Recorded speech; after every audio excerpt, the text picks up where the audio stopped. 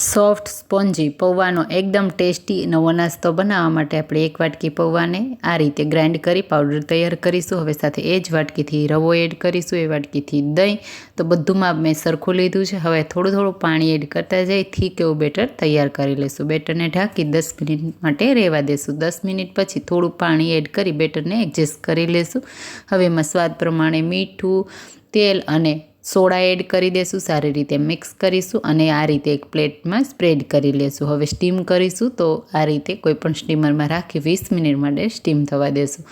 હવે એકદમ સરસ એવી સોફ્ટ આપણો આ નાસ્તો તૈયાર થઈ ગયો છે. તો એને ડિમોલ્ડ કરી લેશું. તમે જુઓ કેટલો સોફ્ટ અને સ્પોન્જી છે.